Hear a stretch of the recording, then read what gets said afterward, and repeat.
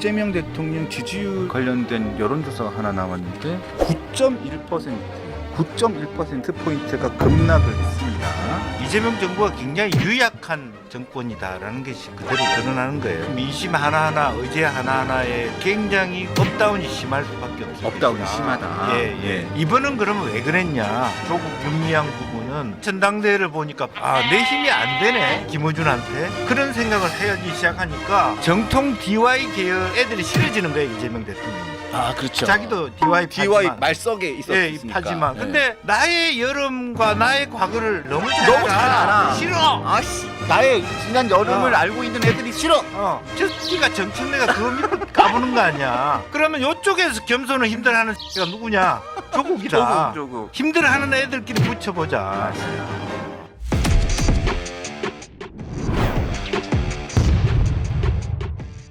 네, 안녕하십니까. 8월 13일 유병수의 강펀치 시작하겠습니다. 자, 오늘은 김영주 전 의원님 나오셨습니다. 큰 박수로 환영해 주십시오. 네, 안녕하세요. 반갑습니다. 안녕하십니까. 예. 네, 안녕하십니까. 수요일이라서 그런지 비가 억수로 오네요. 수요일에는 빨간 장미를 네. 비가 내리네요. 마침 돈이 없어서 빨간 장미는 생각 못했고 여자가 앵커였다면 좀 생각했을 텐데. 저를 여자라고 생각하세요. 차라리 저를 여자라고 생각하세요. 무리를 일으켜서 죄송합니다. 제가 무리를 일으켜서 죄송합니다. 요즘에 제가 영수증 찾는 재미로 윤미향 의원 때문에요. 네. 자꾸 영수증 얘기를 자꾸 해가지고 빡이 돌아가지고. 네. 죄송합니다.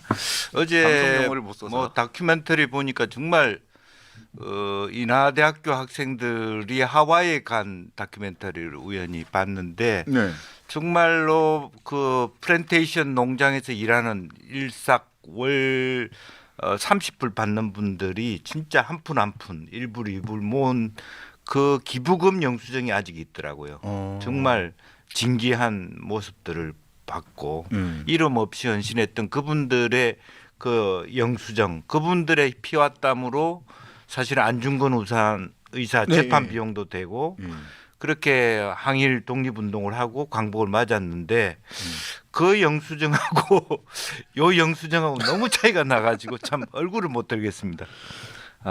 그래서 영수회담을 하나? 왜 그러세요? 비가 괜히 온 것 같은데요. 네. 출근하고 힘들었습니다. 비 올 때 부르지 마세요. 원래 목요일인데 수요일 날 불러서 그렇잖아요. 제가 비가 오는지 몰랐죠. 비가 오는지 몰랐습니다.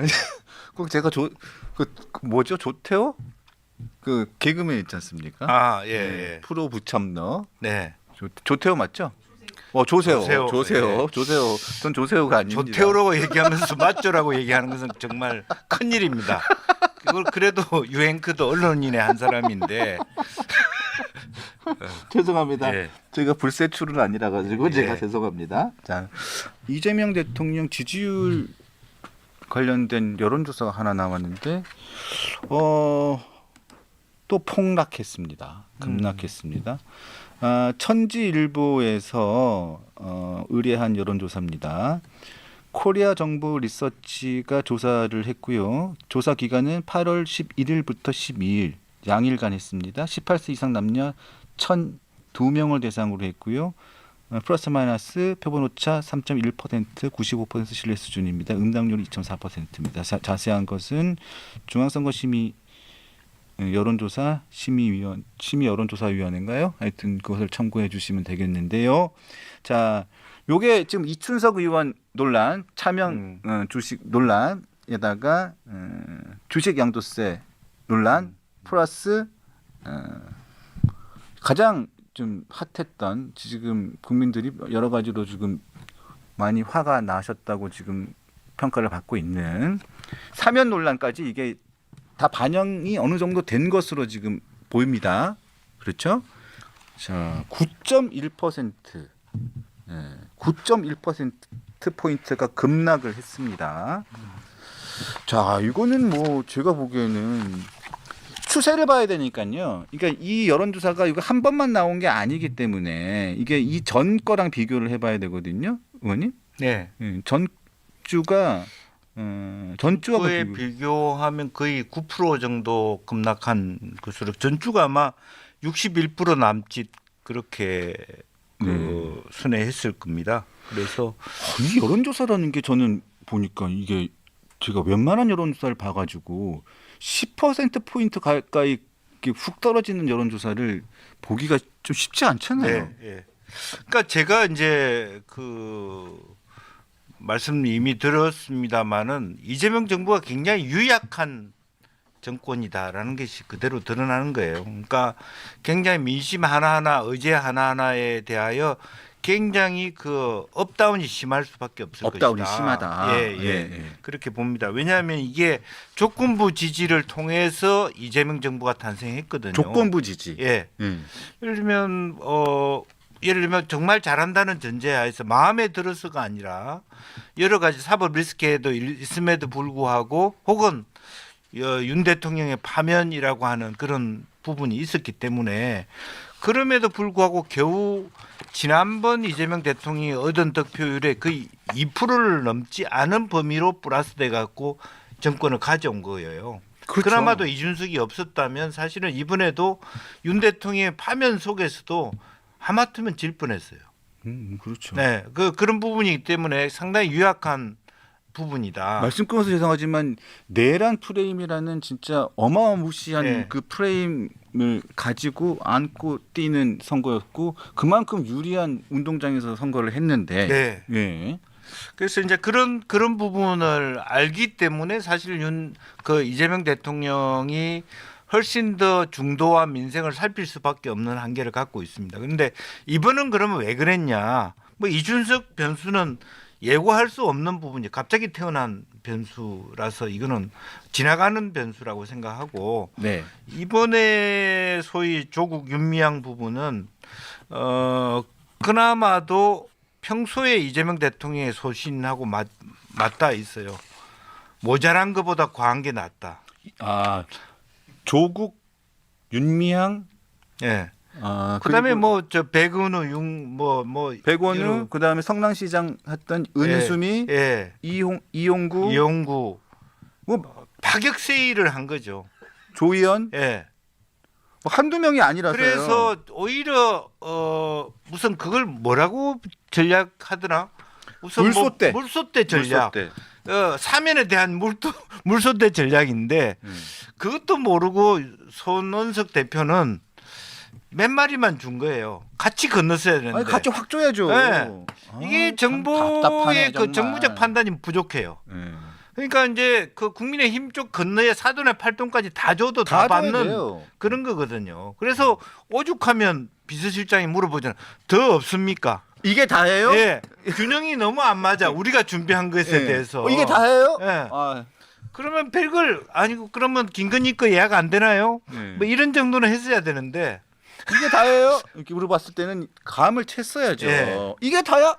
근데 그런 판단은 뭐냐 하면 사실은 통이 작네. 어쨌든 특별 사면은 할 때마다 대통령이 욕을 먹는 게 특별 사면입니다. 정치인이 하나도 안 끼면 몰라도 한두 명 끼면 그러면 누구는 사면 시켜주고 누구는 안 시켜주냐 하는 욕을 찌끔찌끔 들을래 한 번 듣고 지나갈래 라는 측면. 또 하나는 문 대통령과 관련된 사람들을 한꺼번에 다 조국 포함해서 해줌으로써 첫 번째는 조국을 바보 만들 전략이 있다라고 보는. 조국을 바보 만든다. 풀려나도 욕할 데가 없어요.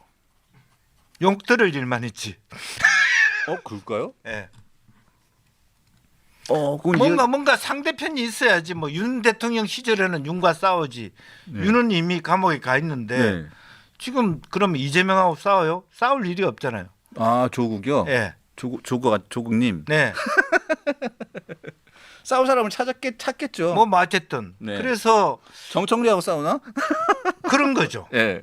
예. 정청래랑 싸우죠. 그러니까 예를 들면 이제 보니까 이번에 전당대회를 보니까 박찬대가 이겼어야 되는데 내 힘이 안 되네 김어준한테 그런 생각을 하기 시작하니까 정통 DY 계열 애들이 싫어지는 거예요 이재명 대통령이.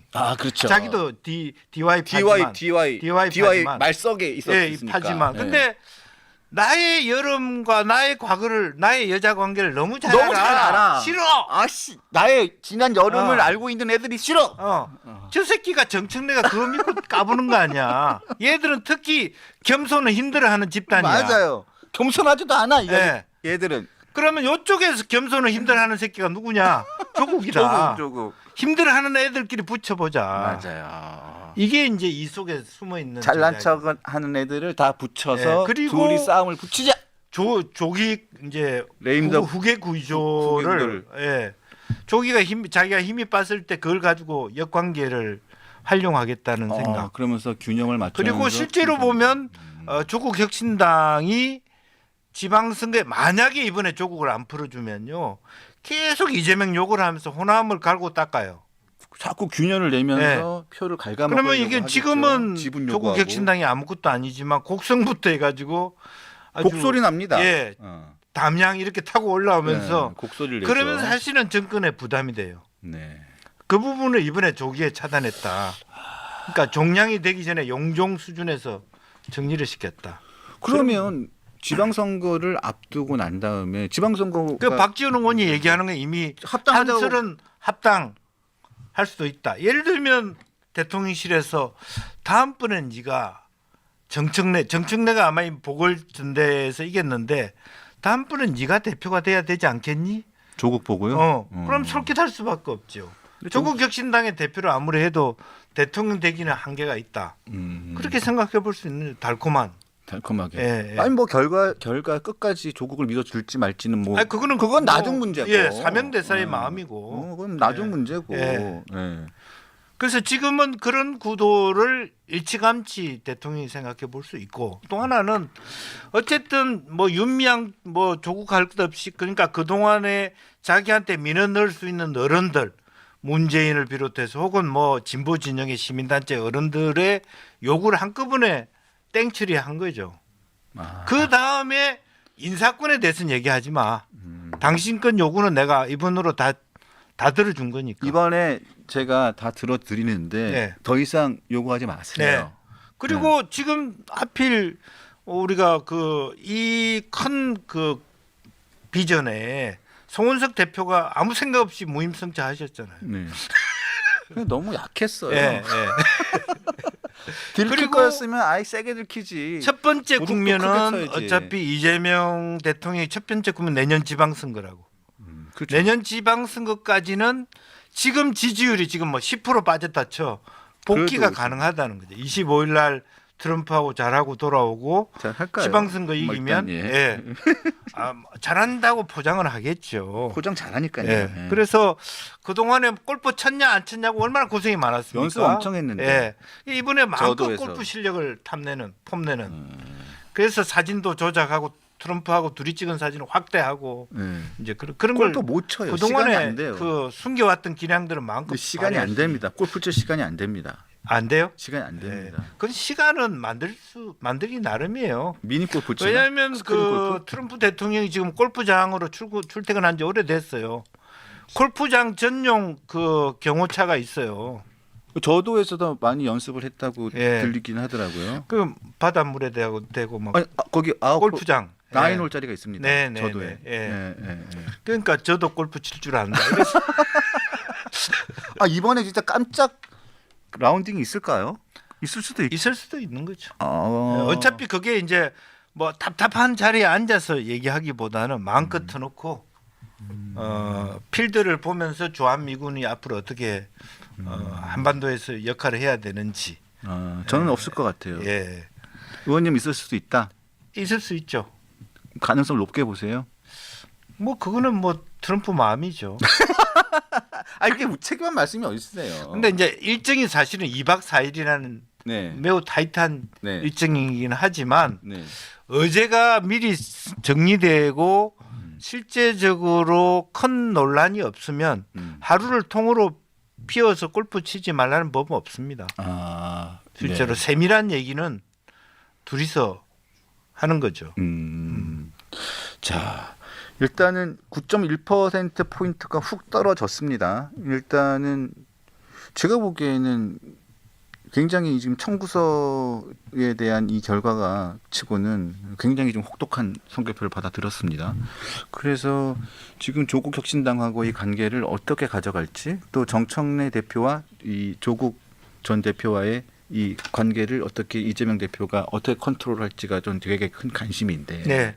의원님 말씀 들으니까 견제와 균형 이런 관계로 이렇게 쭉 갈게. 네, 뭐 다양한 시뮬레이션이 있을 수 있고 말씀 흔히들 합니다만 정치는 생물이기 때문에 이 부분에 대해서 소위 정청래 대표가 조국 사면에 대해서 어떤 코멘트를 하느냐, 또 혹은 조국 대표가 실제로 정치에 복원을 하면서 어떤 메시지를 내느냐가 앞으로의 어떤 향후 이 뭐랄까 민주당과 조국 혁신당이 이 대립과 긴장의 어떤 그 스탠스에 서느냐 아니면 통합의 기류로 가느냐, 이게 갈릴 거라고 보고, 이번에 방출시킨 것은 통합하라는 메시지가 있을 수 있고 통합해서 조국 네가 먹어도 좋다 이런 의미가 있는 거 아닌가 그렇게 보여집니다. 자, 근데 면면을 좀 한번 좀 보겠습니다. 그 조국 그 전에 네. 조국 씨가 나왔어요. 이제 15일 날 00시에 나오는데요. 네. 이 조국 씨의 앞으로 정치 행보도 좀 궁금하긴 합니다. 네. 사실 저는 이 조국이라는 사람이 나와서 정치 행보를 재개한다면 저는 국민들이 이 사람의 정치 행보를 용납할 수 있을지 저는 의문이 가기도 합니다만, 뭐 국민의 반 정도는 이재명 후보를 대통령으로 만든 국민의 반은 또 지지를 한다고 보고 있기 때문에 또 정치적으로 어느 정도 영향력은 있겠죠. 자, 광역 단체장 행보도 있을 수 있고 보궐선거를 통한 중앙정치권 복귀도 있을 수 있습니다. 저는 조국은 중앙정치권 복귀 쪽으로 갈 수밖에 없을 것 같다는 생각이 듭니다. 그러니까 본인이 뭐 부산시장 하려고 하는 것이 아니고 최종적인 고al 자체가 권력의 장악이라면 개항을에 보궐선거에 나오는 개항을 그러면서 정치적 정통성을 잊고 당을 통합하고, 그래서 당에서 1인자 내지 2인자가 되는 구도를 가지는 것이 굉장히 숏컷이다, 지름길이다 그렇게 보고, 실제로 만에 하나 부산시장에 나간다 그러면 결과가 굉장히 안 좋을 수가 있어요. 부산시장을 국민의힘이 가져갈 수 있거든. 그러니까 지금 현재 부산시장 나오겠다는 사람이 민주당만 하더라도 대여섯 명이 됩니다. 존재수, 예. 박재호, 최인호, 김혜영, 뭐 그다음에 시당위원장 이재영부터 해가지고 뭐 그렇게 많은 사람들이 준비를 하고 있는데, 또 부산 여론 자체가 또 뭐 언제 또 바뀔지도 모르고요. 네. 그런데 대통령이 해수부를 부산에 갖고 왔을 때는 그런 무리수를 둔 거거든요. 이번에 부산시장 한번 먹겠다 라는 의지도 포함되어 있다고 봅니다. 가덕도 신공항까지 포함해서 이제 그렇게 힘을 실어주는 모습들은 이번에는 TK와 PK 중에서 어쨌든 PK 정도는 좀 TK하고 구분이 지어서 놓겠다는 대통령의 의중이 실려 있다라고 보고, 아마 전재수는 나오지 못할 거예요. 하나밖에 없는 현역 국회의원인데 장관 하면서 그걸 그만두고 나온다는 것은 힘든 일이다라고 본다라면, 그럼에도 불구하고 어쨌든 최인호가 됐든 박재호가 됐든 누가 됐든 간에 간절하게 시장되고자 하는 힘이 있는데 그걸 조국한테 갖다 바친다. 그러면 사실은 부산 자체가 분열이죠. 네. 네. 그래서 그런 것들을, 그럼 대통령께서 은사를 베풀었는데 기껏해서 부산을 그렇게 국민의힘에 갖다 바치는 그런 처신을 해서 당에 돌아올 수 있겠냐. 어차피 조국 혁신당이 잘한다 하더라도 민주당이라고 하는 큰형님이 도와주지 않는 상태에서는 아무것도 아니다.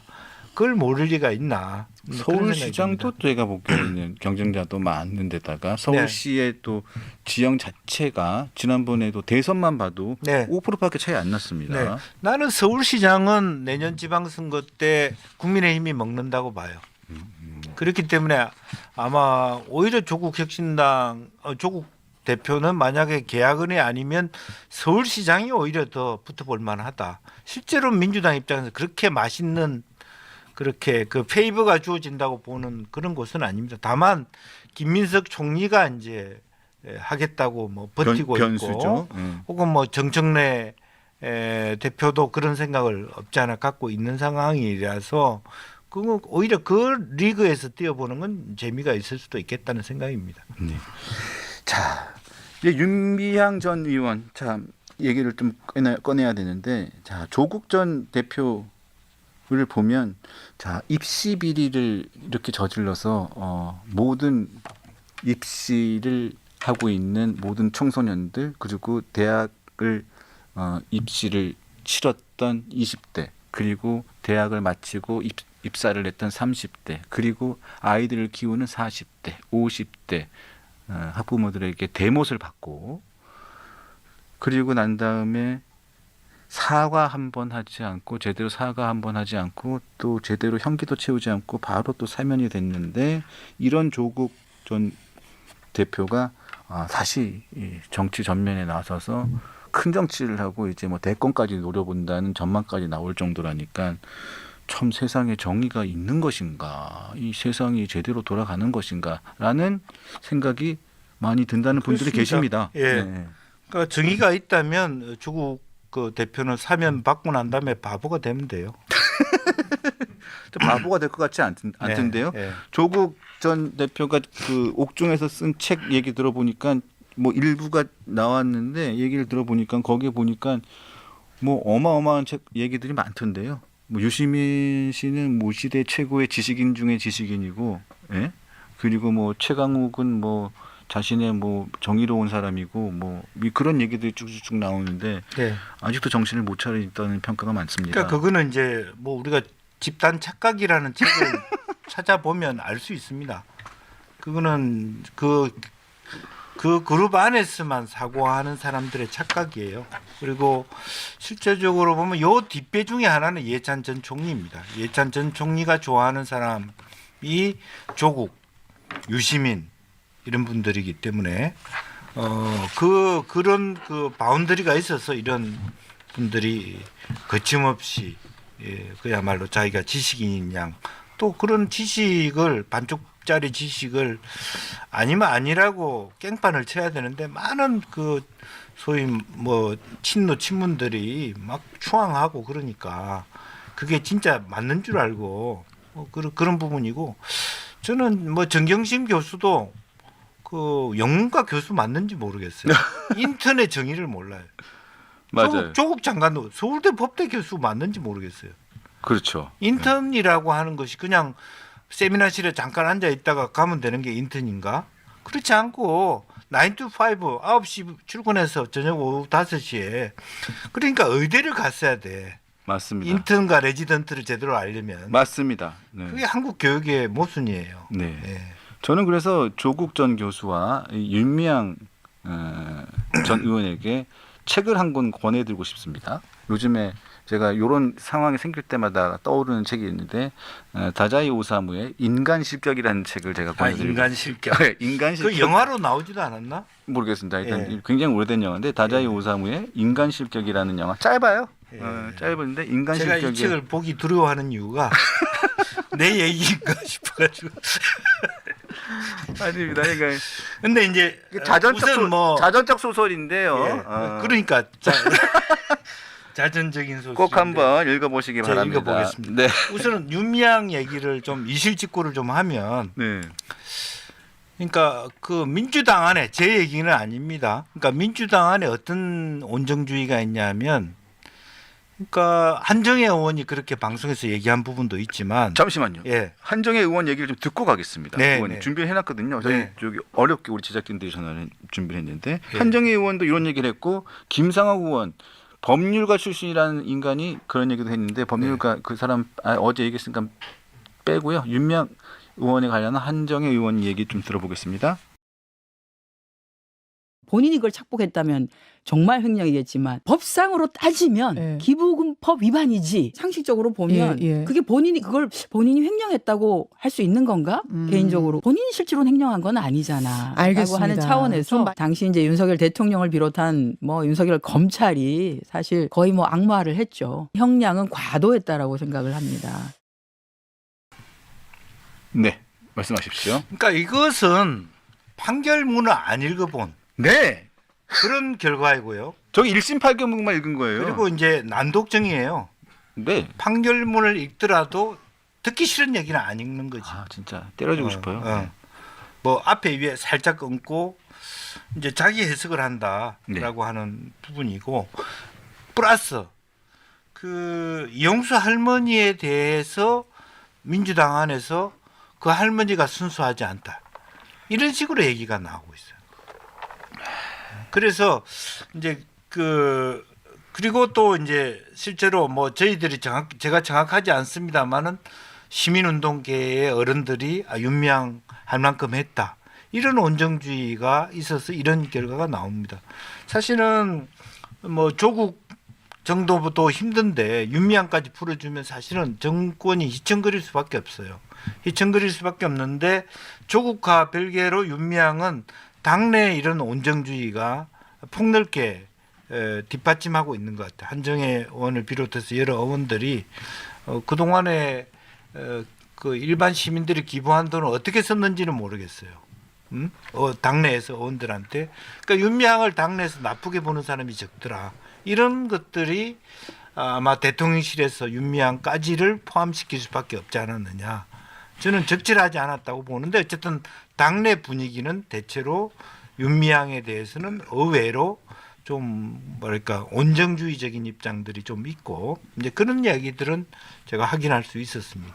네.